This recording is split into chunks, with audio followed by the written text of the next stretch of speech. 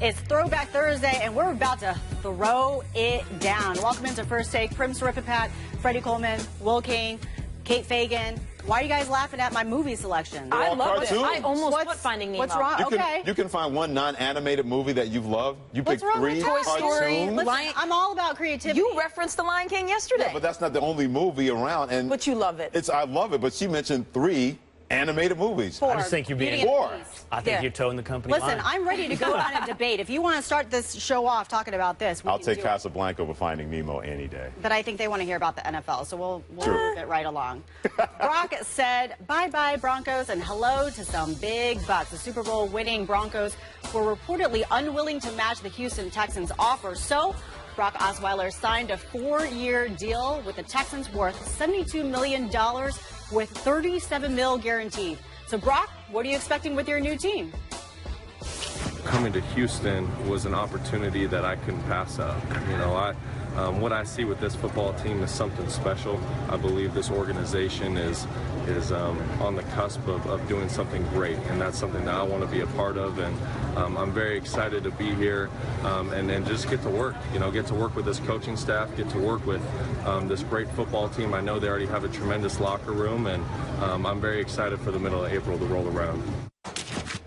So, guys, was this a good deal for the Texans? Kate, I'm going to go to you first. I didn't think it was a good deal for the Texans or for Brock. I mean, for Brock, I understand it's more money, but you're walking away from the Super Bowl champions. You're walking away from a place where you could go into the next season.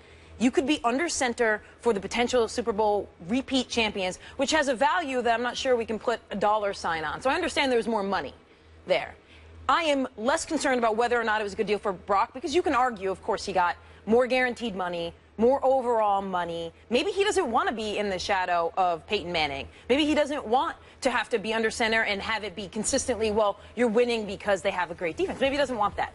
I'm less concerned about whether it was a great deal for Brock than it was for the Houston Texans. I think you can only say it was a good deal for them based on faith.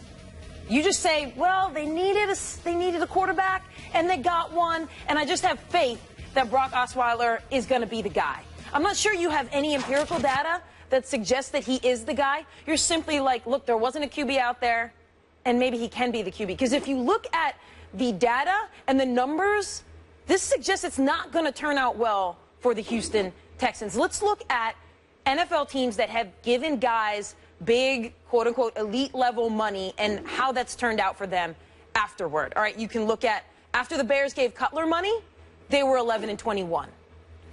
After Matt Ryan got his money, his team was 18-30.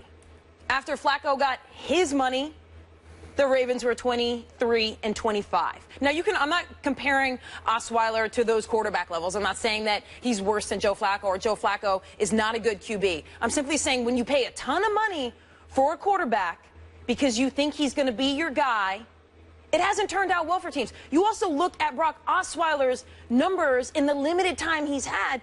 They actually match Brian Hoyer's numbers to the point where it's actually frightening. Their completion percentage is 62% versus 60.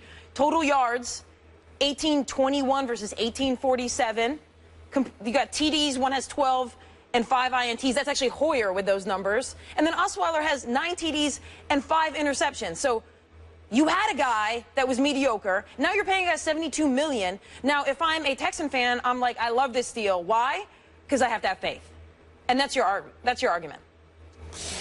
Kate, you're wrong in so many ways. Let me pivot this way. I was going to turn to Freddie. Bad deal for Brock and bad deal for the Texans? And then I was like, well, Will Kane's on set. Let's take Dig. No, because I knew he'd come at me. First of all right. I think you like me a little bit more. Yeah, well, I like you a little bit more, but I'm going to come at you too. But Will first. Bad deal for Brock. I'm going to set that one aside. That's a layup. I'll put that one in at the end of my argument. Let's just start with the Texans. This is a good deal for the Texans because it's the only deal. It's like doing a deal with the mafia. You're still here, and among the choices presented to you, that was the best option.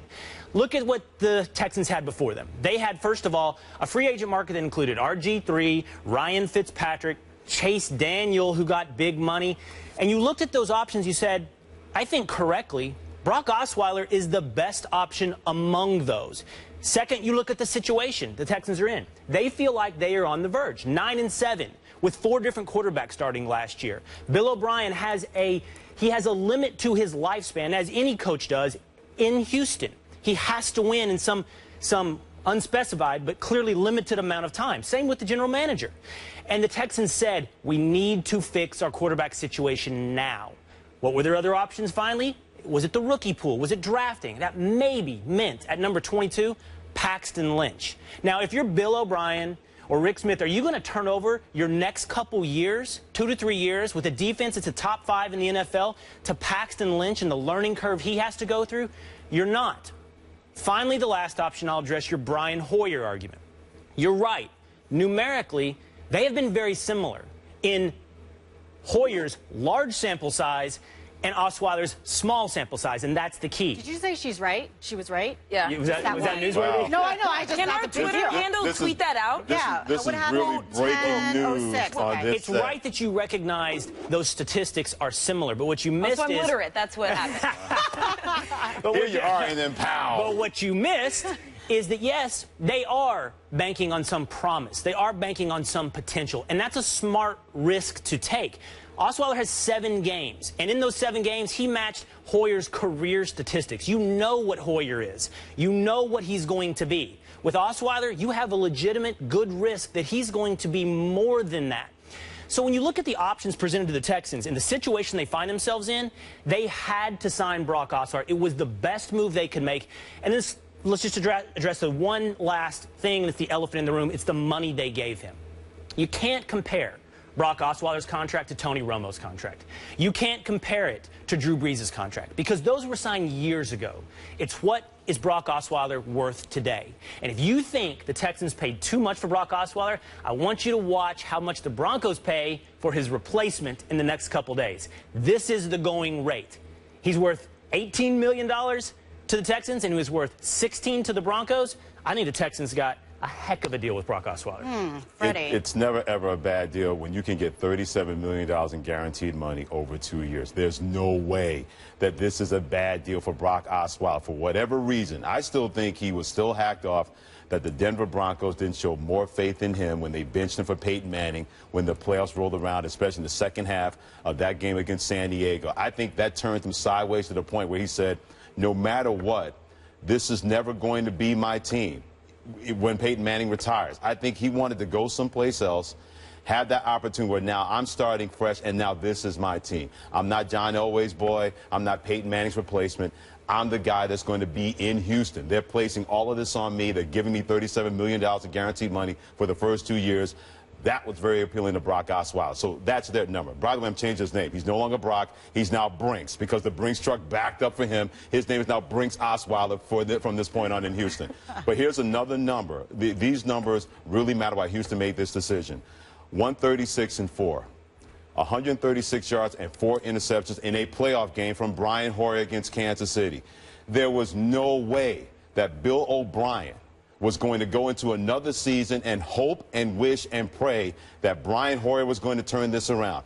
What's the old line? You are what you are. No matter what you try to think you're not or what you think you are, that's not going to go away. Brian Hoyer's a nice quarterback. Let's be honest. He is a backup at best now in the National Football League. You only have to go to your backup if you have no choice. He has not shown the ability that he can be that star quarterback or that reasonable quarterback that you can trust going into any kind of tough situation or a tough game.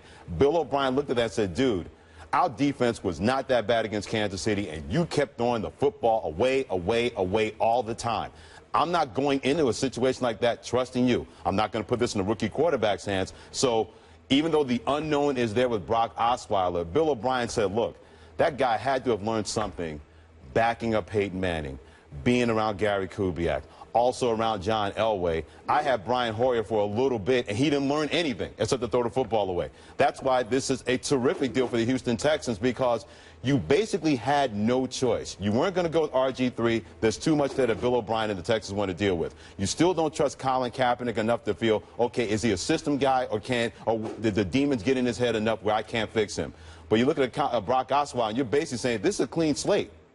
I don't have to worry about a lot of bad habits that this guy may have that I have to undo with the Houston Texans. That's why it made sense not only for Brock Osweiler, because now he's got more do-re-mi in his pocket. $37 million for the next couple of years guaranteed. But if you're the Texans, the way Brian Hoyer played, you had no choice but to make this. But the only argument I can make with that is that the Texans were 1-4. They started the season 1-4. But who was responsible for helping them come back? It wasn't the defense. The defense. Not yeah, at least in the first half. Not in the first half of the season. The defense carried that team and gave Brian Hoyer a lot of short fields that he had to work on, so he couldn't screw it up. But in a playoff game, you're going against teams that have scouted you, that know exactly what you're going to try to do. And he missed open receivers. He's got Nuke Hopkins on his team. And he was sailing the ball over his head thinking Nuke Hopkins was Shaquille O'Neal. You can't trust that guy. He showed that you could not trust him. What's up, Kate?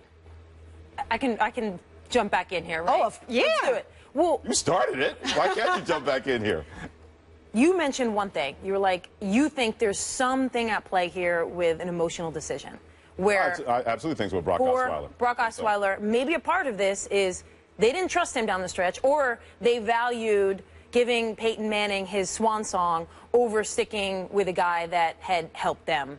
Yeah, I don't doubt that. So the Broncos made that decision. I'm just saying Brock Osweiler didn't so I'm like saying it. for Brock Osweiler, in my argument that long term, I think when we look back on this, well, we'll never know whether staying with the Broncos would have been the right thing. But if you're talking about a guy who, part of the reason in his motivation, in addition to money, to leave the Broncos and a team that we all think will contend for the Super Bowl again next year was because he was mad, I'm not sure that's the best motivation. And I obviously think the money for Brock Osweiler, you can't dispute it. But I do think that there is built-in value in being the starting quarterback for the reigning Super Bowl champions and potentially being a starting Super Bowl quarterback champion. I do think you have to value that. Well, if you're Brock Osweiler, that value didn't mean anything to him from the standpoint of what's going to be the best situation for me. And, yeah, Denver, well, now they're losing defensive players. We don't know what they're going to look like next year. They don't have Danny Trevathan. They've lost Malik Jackson. They're also a very deep team on both sides of the ball. Well, they better be a deep team. But as we've seen, and Brock Osweiler knows this, and he should know this being a backup, nothing is guaranteed.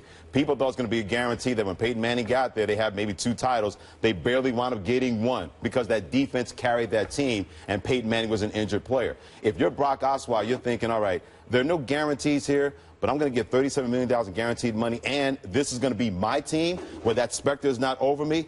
That was more appealing to him than thinking I'm going to start for a team as a defending Super Bowl champion and think I can do that again. Yeah, okay, but also it also seemed like both of your arguments were based on, well, he was the best available. No, what were the Houston Texans going to do? No, I didn't base that on best available. I think the Houston Texans based it on the fact that they believe this guy can fit their offense. So you think given many free agent seasons where you have different quarterbacks coming on the table, that Brock Osweiler over the course of a number of years would be like the key quarterback guy? How much of this is being driven by the fact that there ain't any good QBs on the market? Well, how much? Which is not a great argument. If I'm a huge Houston Texans fan and I'm like, okay, am I thrilled I just paid $72 million to Brock Osweiler? So look, back to the layup really quick on whether or not this was a wise decision for Brock Osweiler. You're right. There is value in staying on a Super Bowl champion team. There is intrinsic value, to use your word, in staying in a good situation. It just simply pales in comparison to the value of going to the Houston Texans. It was much more for him to go to the Houston Texans. He got $7 million more, reportedly, in guaranteed money. Not to mention, Texas has no state income tax where Colorado does. So that expounds, that multiplies that money for Brock Osweiler. Reportedly, he didn't love the system Gary Kubiak was putting in Denver. Yes, I think perhaps anger isn't the best motivation to leave someplace, but when somebody shows a lack of faith in you and a lack of respect, maybe by taking somebody else is willing to give you at least $7 million more guaranteed, you might want to dance with that person, not the one that benched you. So I think these all add up to definitely making this a layup better decision for Brock Osweiler. And on the real quick on the Texans and how wise this was.